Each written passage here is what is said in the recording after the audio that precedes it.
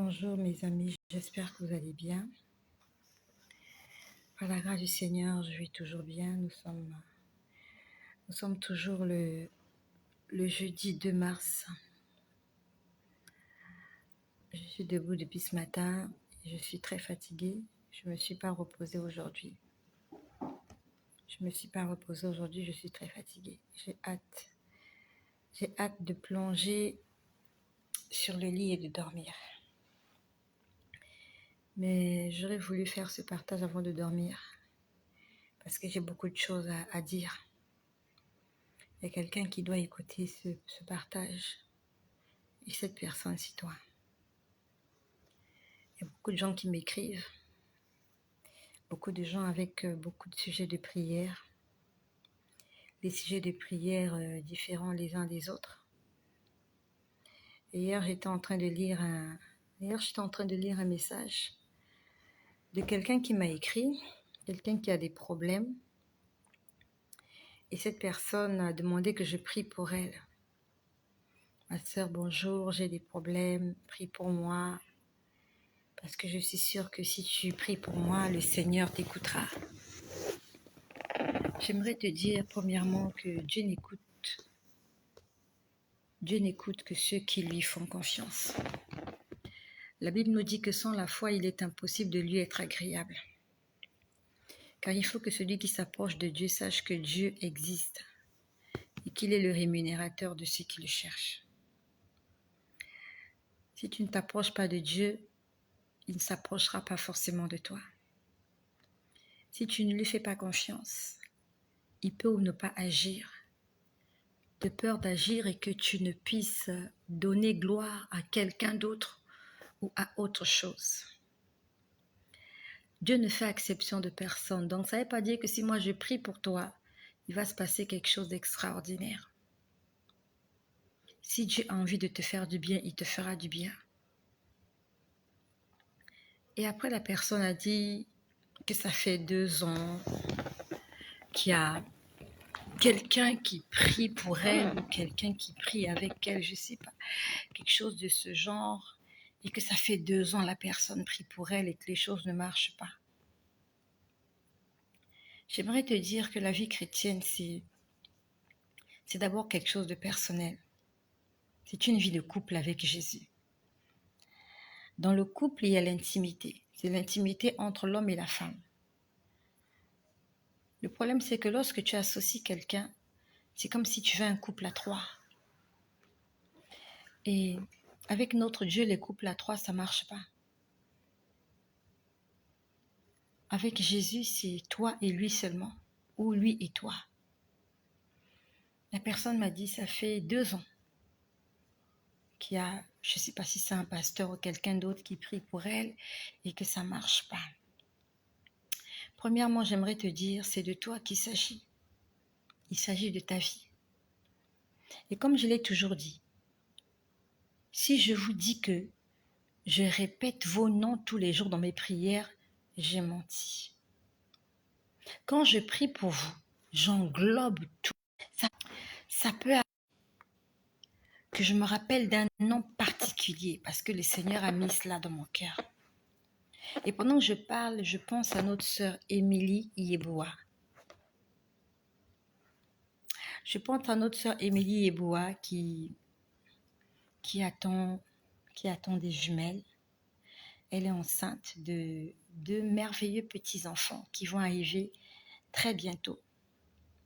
Elle m'a dit qu'elle va passer par une césarienne et elle voulait que je prie pour elle. Par la même occasion, j'aimerais prier pour toutes les femmes qui sont enceintes. Si tu connais quelqu'un qui est enceinte, nous allons prier pour cette personne qui attend un enfant.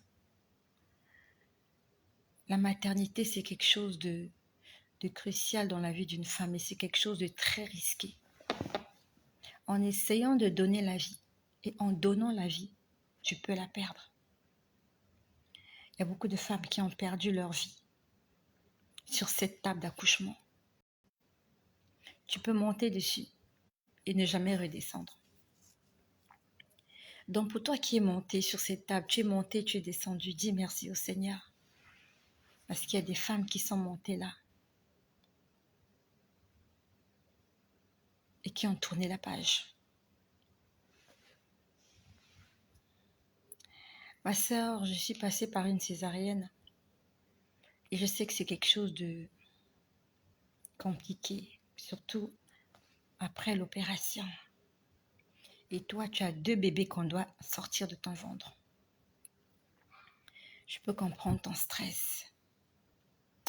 Je peux comprendre ton stress. Et je prie maintenant pour toutes les femmes enceintes. C'est pas ce que je voulais faire. Le Seigneur met dans mon cœur que je prie pour les femmes enceintes. Et pour les femmes qui vont bientôt accoucher. Et pour les femmes qui veulent être enceintes dans le mariage. C'est pas ce que je voulais dire. Le Seigneur me guide ailleurs. Parce que pendant que je parlais de la sœur Émilie Yeboah, j'ai senti un frisson. J'ai senti quelque chose. J'ai senti quelque chose. Si tu m'écoutes et que tu attends un bébé, que tu veux un bébé, j'aimerais que tu touches ton ventre.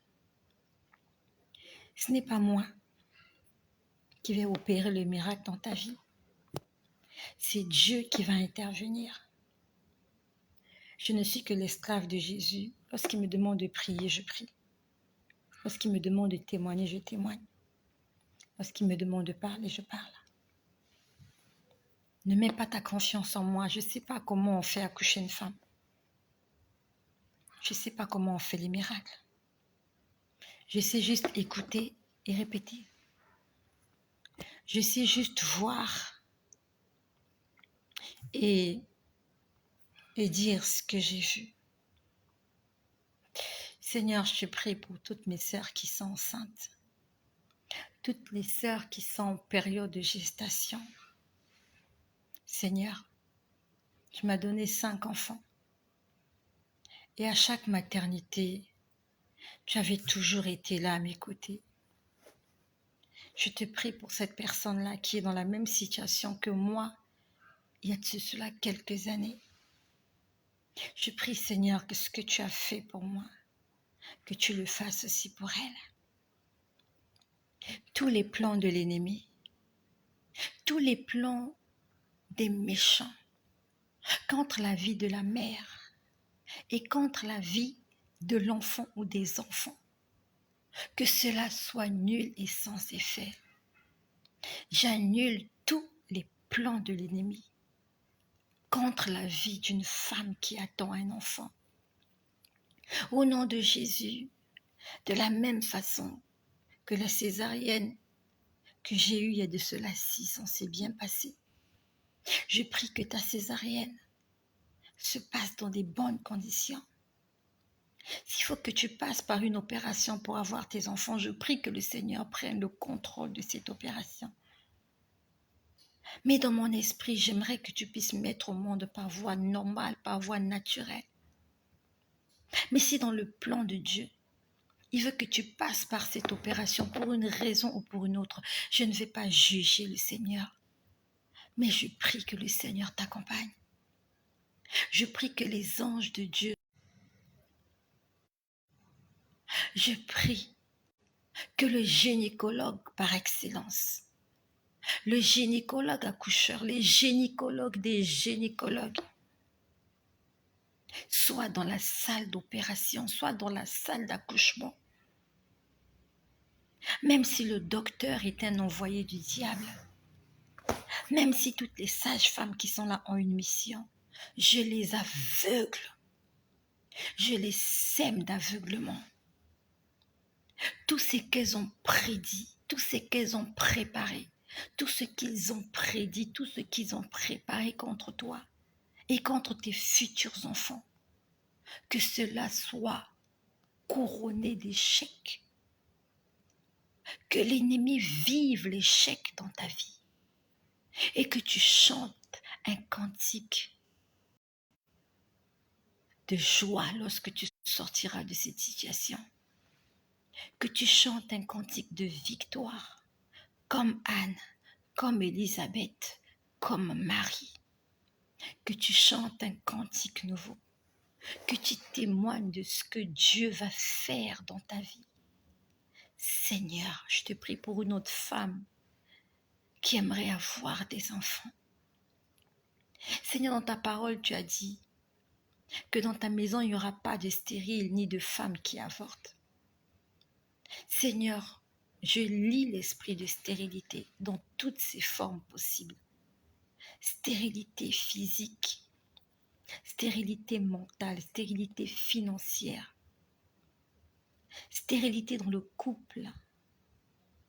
Au nom de Jésus, que toute femme ait la possibilité d'être appelée mère. Parce que c'est un commandement que tu as donné à la femme. Tu as dit, allez et soyez féconds. Dans ton plan rédempteur, tu veux que les hommes et les femmes soient féconds. Dans tous les domaines possibles, tu veux que nous soyons féconds.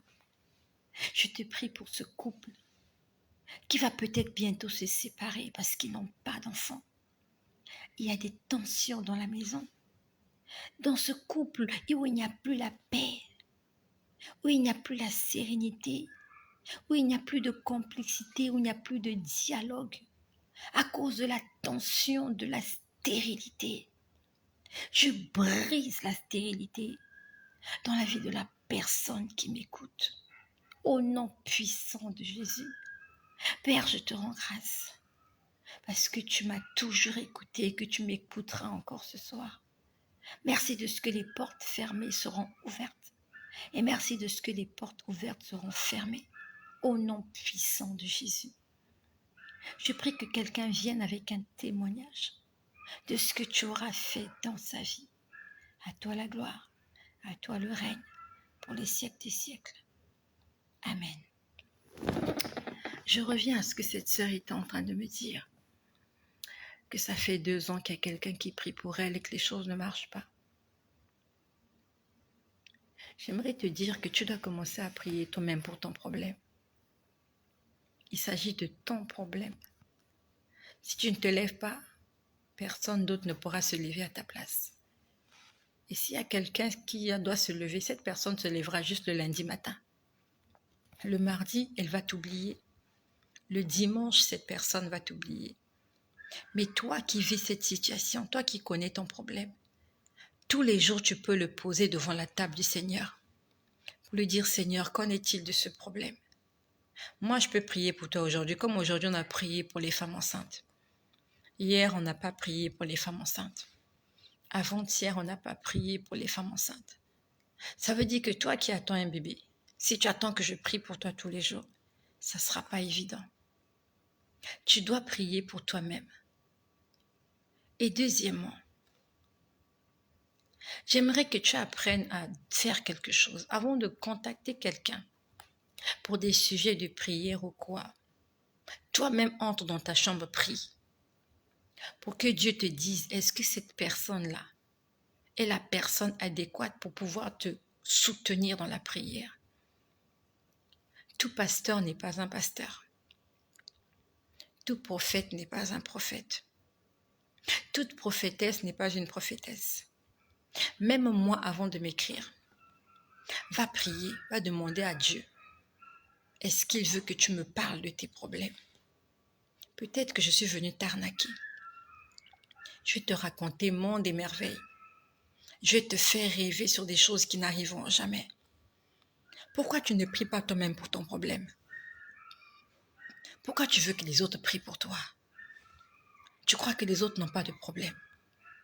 Ce pasteur-là à qui tu demandes de prier pour toi, tu crois qu'il n'y a que toi qui le reçois comme patient? Donc tu vas aller le voir tous les jours chez lui. Le salut est individuel, mon ami. Donc premièrement, commence d'abord à prier pour ton problème dans ta chambre. Et si tu as envie d'associer quelqu'un à cela, tu as envie qu'une personne te soutienne dans la prière, demande à Dieu de te guider vers quelqu'un. Parce qu'aujourd'hui, tu as contacté l'apôtre Paul. Il a prié pour toi, il n'y a rien eu. Demain, tu vas contacter le prophète Jacques. Il va prier pour toi, rien ne va se passer. Après, demain, tu vas contacter le docteur Luc. Il va prier, rien ne va se passer. Est-ce que tu es sûr que ce sont de véritables enfants de Dieu? Est-ce que tu es sûr qu'ils ont l'onction, qu'ils ont l'huile sur eux? Cet homme de Dieu-là, tu lui as donné, tu lui as confié tes problèmes. Tu lui as donné ton nom, le nom de tes enfants, la date de naissance, même ton adresse. Tu sais ce qu'il peut en faire. Que le Seigneur nous donne la sagesse. Ça s'appelle de la prostitution spirituelle. C'est de la prostitution. Tu vas là, on prie pour toi, ça ne marche pas. Tu vas là-bas, on prie pour toi, ça ne marche pas. Alors, tu as la recherche de quoi? Tu ne sais pas qu'il y a des menteurs qui sont là. Il y a des escrocs. Moi aussi, je peux t'escroquer. Surtout si je sais que tu souffres. Je peux t'escroquer. Nous-mêmes, souvent, on est responsable de ce qui nous arrive. On est responsable. Après qu'on va t'escroquer, tu vas dire qu'on t'a escroqué. Donc, tu as prié avec quelqu'un 2 ans. Ça n'a pas marché. Tu as perdu 2 ans de ta vie. Alors que si tu avais pris ta vie en main, si tu avais pris ta vie de prière en main, si tu avais toi-même cherché Dieu, dans la Bible, il est écrit, vous me chercherez et vous me trouverez, si vous me cherchez de tout votre cœur. Toi, tu n'as pas cherché Dieu, mais tu veux le trouver. Tu n'as pas prié, mais tu veux qu'on t'exauce. Tu n'as pas demandé, mais tu veux qu'on te donne. Tu n'as pas frappé, mais tu veux qu'on t'ouvre. Ça ne se passe pas comme ça. On ouvrira la porte à celui qui frappe. On donnera à celui qui a demandé. C'est ton problème. Va consulter ton Dieu. Il va te répondre. Le problème chez nous, c'est qu'on n'a pas la foi. Ah, quand je prie, je ne vois rien. Je n'entends rien. Mais continue. Depuis que tu as commencé à faire des demandes d'emploi, ils ne t'ont pas appelé. Est-ce que ça t'a fatigué? Est-ce que tu as arrêté de chercher du travail? Est-ce que tu as arrêté de chercher du travail? Ou bien tu continues à chercher du travail? Depuis que tu as commencé à suivre ces traitements-là pour être guéri, ces traitements-là ne te font aucun bien. Bien au contraire, la maladie s'empire. Est-ce que tu as arrêté d'aller voir les médecins? Ou bien tu as continué, tu cherches mieux. Tu as la recherche de mieux. Ah, j'ai été voir tel médecin, ça n'a pas marché. Tu vas voir un autre spécialiste. Tu vas voir, ça s'appelle chercher. Un jour, tu vas trouver la solution. Pourquoi avec Dieu, on ne fait pas la même chose? On ne cherche pas. On reste à la maison. Tu croises les pieds, tu croises les pieds et les mains et tu es devant la télé et tu veux que des choses changent. Ma sœur, s'il y a l'étoile d'araignée dans ta maison, mon frère, s'il y a des toiles d'araignée dans ta maison et que si tu ne les enlèves pas, c'est pas le voisin qui viendra faire le ménage chez toi, surtout pas gratuitement. Si tes vêtements sont sales, si tu ne les laves pas, ils ne seront jamais propres. Commence à faire la lessive. Et tu verras que les gens viendront t'aider. Commence à faire le ménage chez toi. Pendant que tu fais le ménage, si tu as de la visite, la personne va peut-être te proposer de l'aide. Elle était de passage chez toi. Elle t'a vu faire le ménage, elle t'a vu faire la vaisselle, elle t'a vu faire la cuisine et te dit « Ok, je vais couper les oignons pour toi ». C'est parce qu'elle est venue te voir en train de faire quelque chose. Tu as déjà vu quelqu'un qui vient chez toi, tu es en train de ne rien faire et la personne te dit « Donne-moi les oignons, je vais les couper ». Tu as déjà vu ça où? Tu as vu ça où? Quelqu'un qui vient chez toi, te rendre visite. La personne arrive, te dit « Donne-moi le balai, je vais balayer ta maison ». Ça n'existe pas. Si elle vient te trouver en train de faire le ménage, elle peut t'aider, elle peut te proposer un service. Ok, ben, tu veux changer l'ampoule, d'accord, ben, je vais soutenir la chaise ou l'échelle et toi, tu monteras changer l'ampoule. Quelqu'un ne viendra pas chez toi et te dire, je suis venu changer les ampoules qui sont grillées dans ta maison. I'm so sorry. Si la personne vient chez toi, tu es déjà en train de faire la chose. Tu es en train de laver ta voiture. Il va t'aider à tenir le tuyau. Il va t'aider s'il veut, bien sûr. Mais toi, tu veux que les autres fassent à ta place ce que toi tu devrais faire. Il s'agit de ta maison. Il s'agit de ta vie. Il s'agit de tes enfants. C'est ton mariage. C'est ta santé. Et tu crois que quelqu'un d'autre que toi va se préoccuper de ce qui ne va pas chez toi. Même quand tu as un deuil, quand il y a un deuil quelque part, les gens, ils viennent un moment. Hein. Ils ne viendront pas tous les jours chez toi. Les premiers jours du deuil, ils vont venir présenter les condoléances, t'assister, essayer de te remonter le moral. Après, ils vont rentrer chez eux. Ils vont continuer leur petit bout de chemin, ils vont continuer leur vie.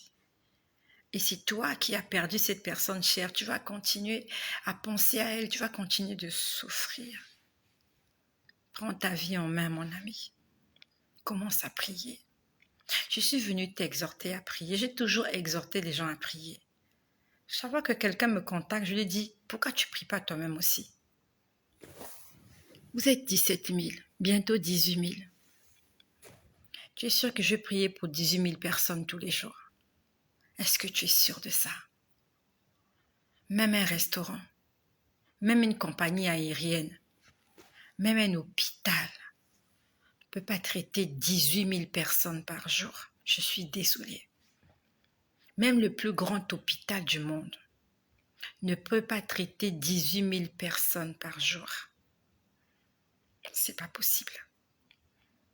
Il y a d'autres qui devraient revenir le lendemain. Donc je viens t'exhorter, je vous ai toujours exhorté. Il faut avoir une vie de prière personnellement, d'abord toi-même. C'est personnel. Quand tu feras des cauchemars dans ton songe, je ne serai pas là dans tes songes. Si la nuit, les objets se mettent à tourner, à basculer, bouger dans ta maison, je ne serai pas là. Tu n'as pas mon numéro de téléphone. Donc ça veut dire qu'il faut que toi-même tu apprennes comment te défendre. Il faut que tu apprennes à prier. Il faut que tu apprennes à lire la Bible. Il faut que tu apprennes à faire des déclarations. Il faut que tu apprennes à jeûner toi-même. Je ne vais pas jeûner pour toi. Le jeûne est individuel. La prière, c'est individuel. La lecture biblique, c'est individuel. Quand je lis la Bible, je la lis pour moi-même. Je ne lis pas la Bible pour mes enfants. C'est comme lire les leçons. Lorsque tu lis tes leçons, c'est pour toi-même. Tu ne liras pas les leçons pour ton collègue. Même si vous êtes assis sur le même banc à l'examen, est-ce que tu pourras lui répéter mot à mot ce que tu as retenu? Je suis contre la paresse spirituelle parce que je sais que c'est le diable qui veut que tu restes un paresseux ou une paresseuse spirituelle. Il veut que tu n'apprennes rien du tout. Tu ne sais pas prier, tu ne sais pas chanter, tu ne sais pas adorer Dieu, tu ne sais pas lire la Bible, tu ne sais pas jeûner, tu ne sais rien faire. Tu sais juste écouter des prédications à longueur de journée, poser tes problèmes aux gens et attendre que les autres prient pour toi. Tu vas mourir, on va t'enterrer et la vie continuera. Je viens t'exhorter. Tu dois commencer à prier toi-même. Même Jésus, à Gethsémani, il est monté, il a prié seul. Après, il a pris 3 de ses disciples. Il a dit, venez prier avec moi. Il a dit, venez prier avec moi. Donc, il voulait que les disciples aussi prient. Lui, il avait prié, mais c'était maintenant au temps aussi des disciples de se lever. Priez, jeûnez et priez, car votre adversaire, le diable, rôde, cherchant qui dévorer. Si je ne priais pas, je ne serais pas là en train de parler. Hier, j'étais chez le dentiste. Je suis rentrée tard à la maison hier, raison pour laquelle je n'ai pas fait de vidéo hier. Et je vais terminer par là parce que je suis très fatiguée. Il est 23 heures. Demain, c'est mon jour de jeûne, donc il faut que je boive de l'eau avant de dormir. Avant qu'il ne soit minuit, il faut que je boive de l'eau. Hier, je suis sortie, je suis allée chez le dentiste. J'avais des prothèses qu'on devait me placer là.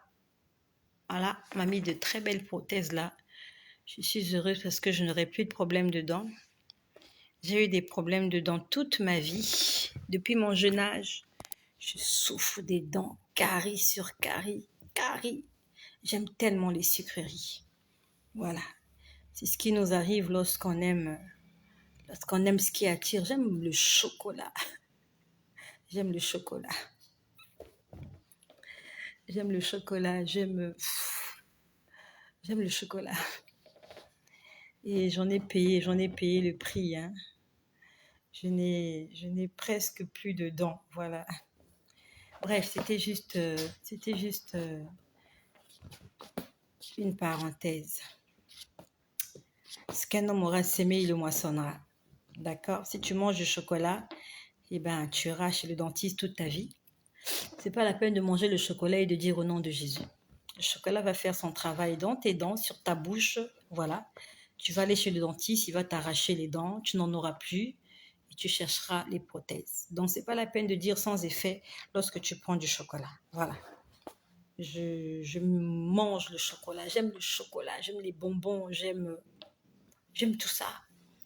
Et aujourd'hui, ça me poursuit. Ça me poursuit. Que cela te serve de témoignage, ce que je suis en train de dire. Donc, j'étais allée chez le dentiste hier. C'était ma dernière... non, pas ma dernière séance. Parce que je dois aller juste pour un contrôle, savoir si c'est bien fait. Donc, j'étais allée chez le dentiste hier. Il était en train de me traiter les dents. Il était en train d'essayer de me poser la prothèse. Et j'avais toujours mal. J'avais toujours mal. Il m'a mis plusieurs fois l'anesthésie. Plusieurs fois.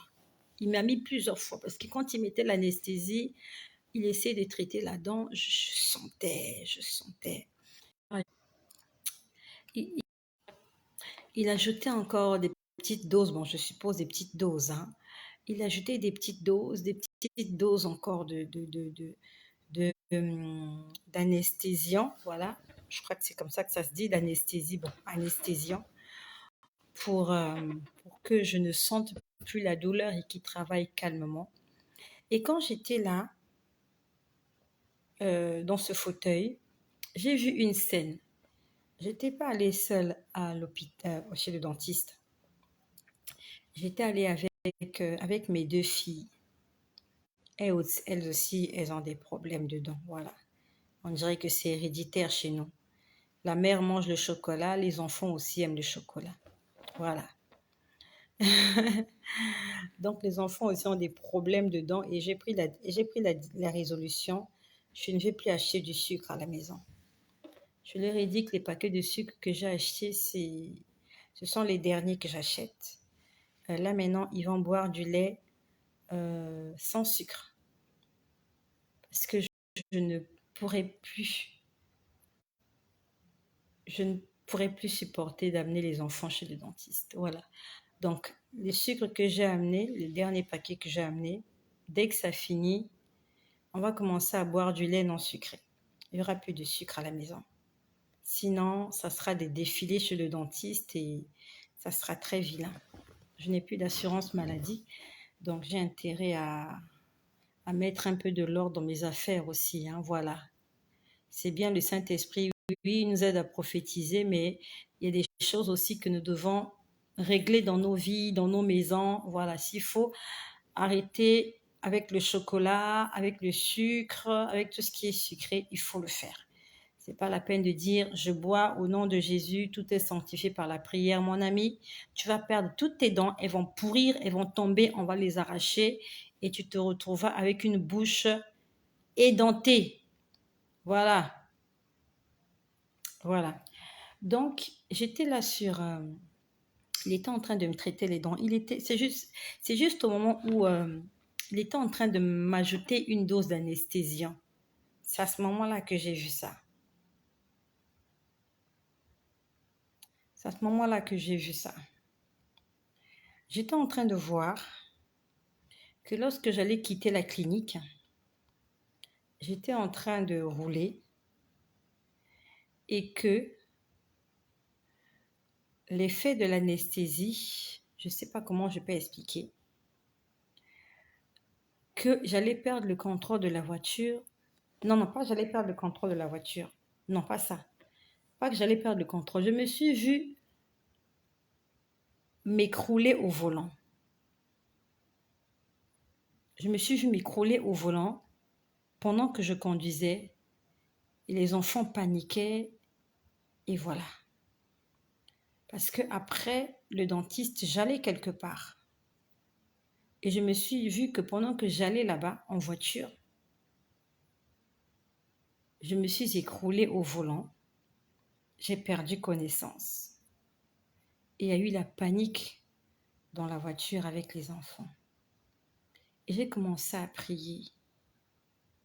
J'ai dit, Seigneur, que ça ne se passe pas comme ça.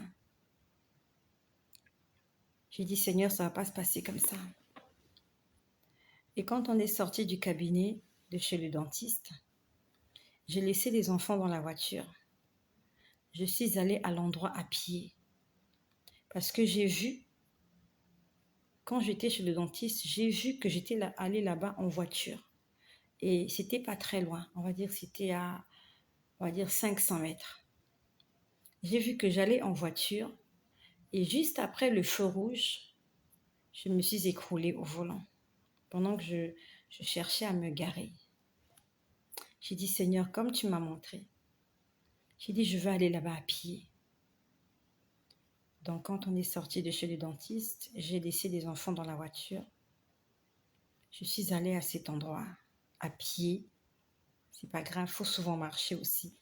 Comme c'était pas loin, je suis allée à cet endroit à pied. Je suis allée récupérer quelque chose.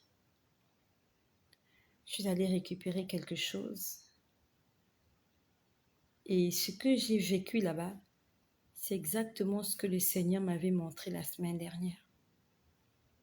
La semaine dernière, il m'a montré qu'il y a des gens. La semaine dernière, il m'a montré qu'il y a des gens qui allaient me donner de l'argent. Non, pas la semaine dernière, ça fait 2 semaines. Parce que j'ai reçu le coup de fil lundi dernier qui me demandait d'aller récupérer un courrier. Un courrier, la réponse à un courrier que j'avais fait.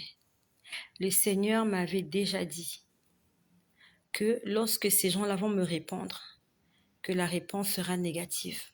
Alors que je suis dans mes droits, j'ai tout à fait raison. Et on va dire que je doutais un peu. Je vais être honnête. Le Seigneur m'avait dit qu'ils allaient refuser de me donner cet argent parce qu'ils ont des problèmes de trésorerie. Mais comme c'est un contrat qu'on doit respecter, je me disais que ça devait être autre chose. Ça s'est passé exactement. Ces gens-là m'ont répondu pour me dire qu'ils n'allaient pas me donner de l'argent. Alors que dans le contrat, ils me doivent de l'argent. Dieu ne ment pas. Dieu ne ment pas. Quand il t'a dit quelque chose, c'est ça. J'étais un peu, je me disais, bon, j'ai vu qu'ils ne vont pas me donner de l'argent. Je me suis dit, bon, c'est peut-être dans un autre sens parce qu'il n'y a pas de raison qu'ils ne me donnent pas cet argent. C'est exactement ce qui s'est passé. Quand je suis allée récupérer le courrier hier, ce que j'ai lu dans le courrier, j'ai dit, oh Dieu, tu me l'avais montré. Que ces gens-là, ils ne vont pas me donner mon argent pour un premier temps parce que je sais qu'ils vont le donner. Ils vont finir par donner cet argent. Le Seigneur m'avait montré qu'il n'allait pas me donner cet argent parce qu'il y a quelqu'un qui est en train de bloquer ça. Alors que Dieu a déjà dit, faites, donnez, ouvrez la porte. Il y a quelqu'un qui est en train de bloquer mon processus de réussite. Il y a quelqu'un qui est au travers de mon chemin. Dieu a déjà libéré la parole. Dieu a déjà donné la solution. Mais il y a quelqu'un qui est là. Il y a quelqu'un. Et je sais qu'il y a quelqu'un qui fait ça. Parce que quand le Seigneur m'a montré, il m'a montré quelqu'un qui disait pourquoi on lui donnerait cet argent avec tous les problèmes financiers qu'on a. Je ne vous demande pas votre argent, je vous demande mon argent. C'est mon argent que je vous demande. Je ne vous demande pas votre argent. Au nom de Jésus, vous allez me donner cet argent. J'ai vu quelqu'un en train de dire, on ne lui donnera pas ça. Vous allez me donner cet argent. Si je suis servante de Dieu et que je ne vous ai rien fait de mauvais, si ce n'est que demander ce qui me revient de droit, que le Dieu de justice se lève en ma faveur et que le Dieu de justice se lève en ta faveur. S'il y a des gens qui sont en train de bloquer tes bénédictions, juste parce qu'ils sont méchants, parce qu'ils sont jaloux, parce qu'ils ont mauvais cœur, qu'ils ont de la haine et de la jalousie dans leur cœur, que les seigneurs les frappent de confusion, qu'ils soient confondus, qu'ils soient confus, qu'ils se retournent tout honteux, qu'ils repartent chez eux la queue entre les jambes, comme on le dit vulgairement. Que les seigneurs confondent tout cela qui ne veulent pas me donner ce qui me revient de droit. Tous ceux-là qui ont bloqué mon héritage, tous ceux-là qui ont volé ce qui m'appartient. Je ôte la paix dans le cœur de ces gens-là. Je ôte la paix dans leur cœur. Ils ne dormiront plus jamais la nuit jusqu'à ce que mon problème trouve une solution. De la même façon que le roi était tourmenté au sujet de Mardoché. Mardoché avait fait du bien au mari d'Esther. Dans le livre d'Esther, il y a un homme qu'on appelle Mardoché. À cause de lui, un complot avait été découvert. On devait tuer le roi.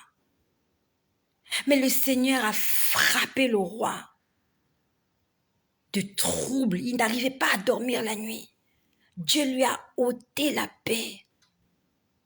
Il est allé lire le livre des souvenirs. Et il est tombé sur Mardoché. Et il a rendu à Mardoché ce qui lui revenait de droit, les honneurs devant le peuple d'Israël. Que le Seigneur ôte la paix dans le cœur des gens qui ont bloqué ma bénédiction. Alors que Dieu a déjà écrit que Mardoché sera un grand homme, que Mardoché aura une place élevée. Il y a des Naaman, il y a je ne sais de qui se sont levés. Certains qui veulent le tuer, le pendre. D'autres qui ne lui ont donné aucune récompense, alors qu'il a fait du bien au roi. Oh, que je sois ce Mardoché, que je sois cette Mardoché qui a fait du bien à quelqu'un, qui a fait du bien à certaines personnes, qui a fait du bien à certaines structures, qui s'est levé en faveur des démunis, qui a parlé à la place des gens qui n'ont pas le pouvoir de parler. Et que les seigneurs confondent Naaman, la potence qu'il a montée, la potence qu'ils ont montée, ils seront pondus là eux-mêmes. Et le roi m'établira à ses côtés. Je vais gouverner ce pays. Je vais gouverner à la place du roi. Même si aujourd'hui je suis encore devant la porte. Je suis assise au portail royal. Je prophétise que ce portail-là sera ouvert et que je franchirai ce portail accompagné par de la fanfare de l'armée du roi. Comme Mardoché, Dieu va m'élever parce que mon nom est écrit dans le livre des souvenirs. Pour tout le bienfait, pour tout ce que j'ai fait de bien dans la vie de quelqu'un, pour tout ce que j'ai fait de bien dans une structure, une société, un quartier, que le Seigneur se souvienne de moi et que le Seigneur me récompense. Si j'ai fait du bien, que le Seigneur me récompense et qu'il confonde tous mes ennemis. Tous ceux qui veulent me voir mendier. Au nom de Jésus, je vous ôte la paix. Comme le mari d'Esther, il n'arrivait pas à dormir. À partir de ce soir, 2 mars, je te ôte la paix. Toi qui as quelque chose qui m'appartient. Toi qui es en train de bloquer mon processus d'évolution. Alors que mon Dieu a déjà dit son dernier mot. Tu es en train d'essayer de te battre avec Dieu. Est-ce que tu peux te battre avec Dieu? Jacob s'est battu avec Dieu. Il a eu la hanche cassée. Peux-tu te battre avec mon Dieu? Tu ne pourras pas te battre avec mon Dieu. Car mon Dieu, il est tout-puissant. Le Seigneur nous parle, bien-aimés. Le Seigneur nous parle. Dieu nous parle. Et ma prière est que Dieu commence à te parler. Afin que tu cesses de courir derrière les prophéties, que tu deviennes le premier prophète de ta vie.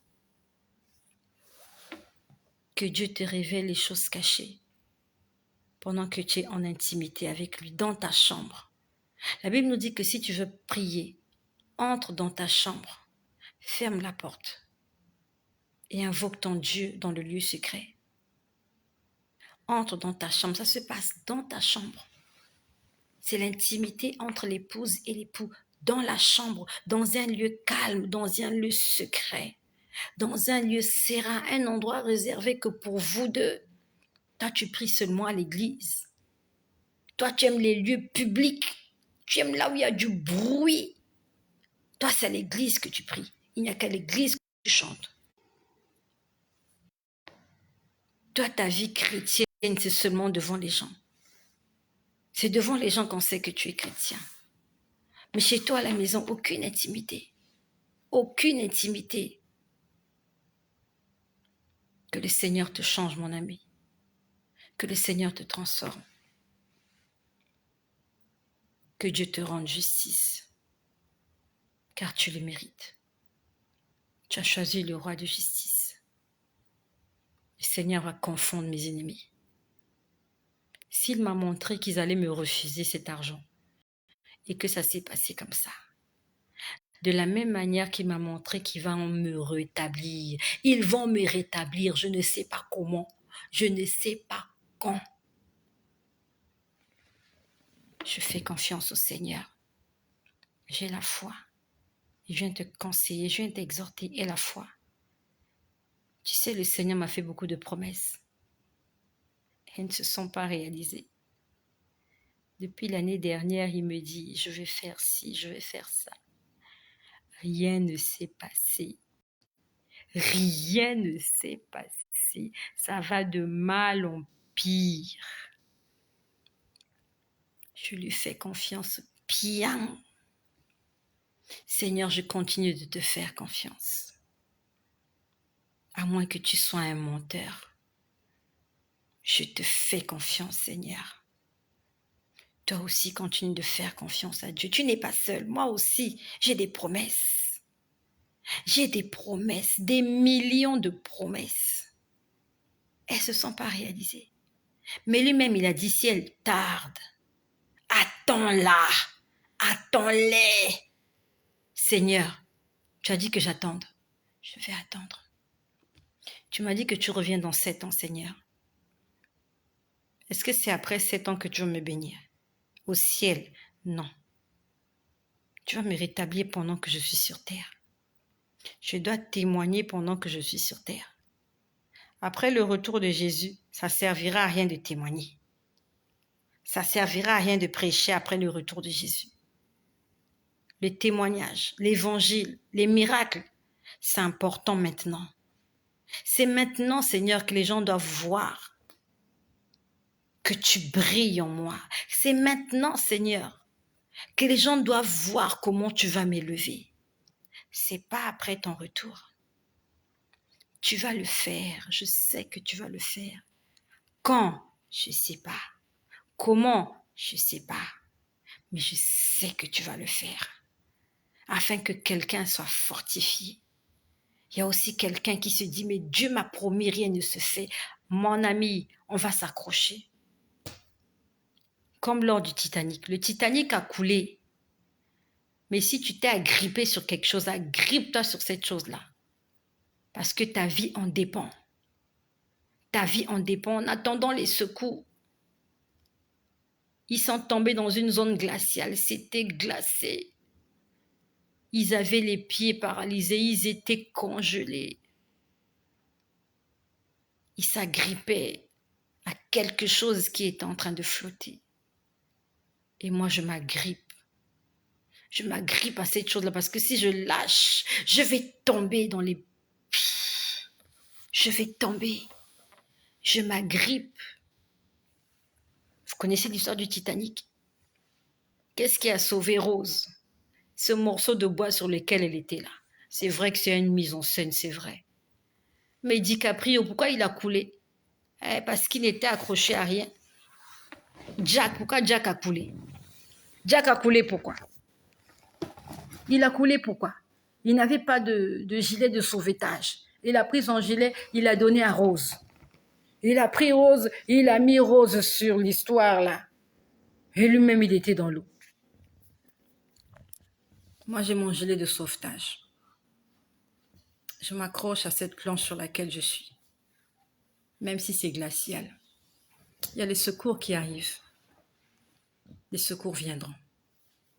D'où me viendra le secours? Le secours me vient de l'Éternel. Un jour, le secours viendra. Toi, il faut juste que tu restes en vie. Ne meurs pas. Si tu restes en vie, le secours viendra. Faut pas que lorsque le secours vienne, que tu es déjà mort, ça sert à rien. Tu dois rester en vie. Comment tu vas témoigner si tu es mort? Comment tu vas témoigner si tu es... Je dois rester en vie. Raison pour laquelle ils veulent que je meure. Afin que toutes mes prophéties aillent dans l'eau. Tu vois comment Satan est risé. Vous voyez comment Satan est risé? J'ai tellement prophétisé. J'ai tellement prophétisé. Dieu va faire, Dieu a dit, Dieu a dit, Dieu a dit, Dieu a dit.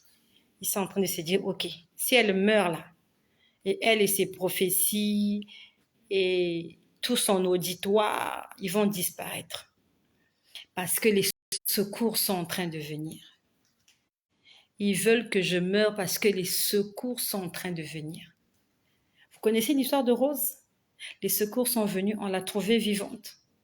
On a même dit qu'elle s'est mariée et qu'elle a eu des enfants. Mais si elle était morte, comme Jack, Jack n'a jamais eu d'enfant. Il n'a jamais eu d'enfant. Jack, son histoire s'est terminée. Fini, fini, fini, fini. Mais Rose, comme elle était en vie, elle a été repêchée. Elle a refait sa vie. C'est vrai qu'elle avait une histoire, elle avait un témoignage. C'est parce qu'elle est restée en vie qu'elle a pu expliquer ce qui s'est passé. Elle a expliqué à ses enfants. Elle a expliqué à ses petits-enfants parce qu'elle avait vécu et qu'elle était restée en vie. Si tu ne restes pas en vie, tu ne pourras pas témoigner. Tu dois rester en vie. Raison pour laquelle le diable veut que tu meurs. Parce qu'il sait que de toi dépend le salut de beaucoup de gens. Lorsque toutes mes prophéties vont s'accomplir, lorsque ce que j'ai prophétisé va s'accomplir, beaucoup de gens vont venir au Seigneur. Parce que ce que Dieu fera avec moi sera au-delà de l'entendement humain. Ce que Dieu fera avec moi, ça ne s'est jamais fait. Il faut que je reste en vie. Raison pour laquelle ils veulent me donner les hémorroïdes, les myomes, les fibromes, le cancer, pour que les gens se disent, il est où son Dieu? Elle a beaucoup parlé sur les réseaux sociaux. Elle avait dit que Dieu allait la rétablir. Aujourd'hui, elle est où? Sur un lit d'hôpital. Vous voyez que son Dieu là, c'est un menteur. Fausse prophétesse. Je ne suis pas une fausse prophétesse. Je ne suis pas une fausse prophétesse. Je répète, je suis servante de l'Éternel. Je ne dis que ce qu'on me demande de dire. Et celui avec qui je traite, il s'appelle la vérité, le chemin et la vie. Il dit la vérité. Et s'il a dit, il va le faire. Sûrement, il va le faire. Dans moins de 7 ans. Parce que je suis encore sur cette terre pour 7 ans. Je suis encore là pour 7 ans. Et pendant que je parle des 7 ans, le Seigneur veut parler à une chrétienne là. Tu t'es mise en couple avec un homme. Cet homme ne t'a pas épousé. Tu as cru qu'il allait t'épouser. Tu as cru que par tes propres forces, il allait t'épouser. Maintenant que tu as appris que Jésus revient bientôt, si Jésus vient te trouver dans cette situation, tu montes ou tu montes pas? Et si cet homme-là ne t'épouse pas, tu vas perdre ton âme à cause de lui. Ou bien, il faut que tu fasses un choix. Tu vas le laisser. Tu vas le quitter comme Jésus revient maintenant. Parce que jusque-là, tu disais, Jésus va venir dans 500, 150 ans. Ok. Jésus ne vient pas dans 150 ans. Jésus ne viendra même pas dans 20 ans. Jésus va venir là bientôt. Toi, tu allais entrer dans ce mariage-là, sans mariage. Tu es là-dedans.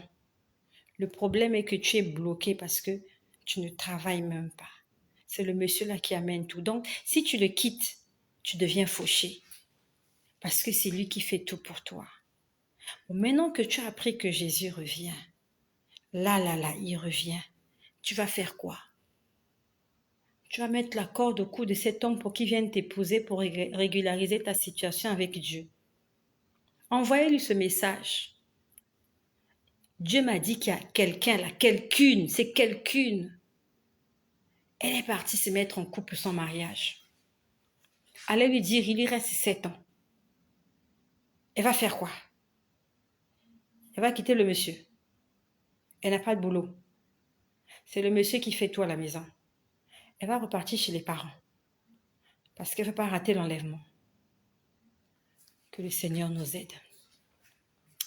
Mes sœurs, je vous souhaite une bonne nuit. Mes frères, je vous souhaite une bonne nuit. Tout à l'heure, je montais. Je vais prendre ma Bible. Je vais la lire. Et je vais prier mon Dieu. J'aurais voulu parler un peu plus. Mais je vais continuer la suite demain. Soyons attachés à Jésus-Christ. Tu attends qu'il réalise ses promesses. Moi aussi, j'attends. Tu n'es pas seul. Je suis là aussi avec toi.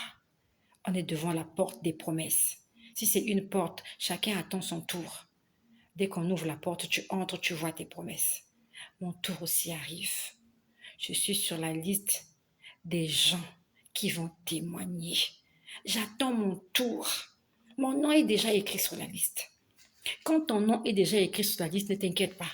Même si tu l'as 1 milliardième personne, on va t'appeler. Le plus important, c'est que ton nom soit écrit là-bas. Si on a mis ton nom, t'inquiète pas. Ton tour viendra. On va t'appeler. Même si tu es le numéro 400 000, t'inquiète. Avant toi, il y a des gens. Après toi aussi, il y aura des gens. J'attends mon tour.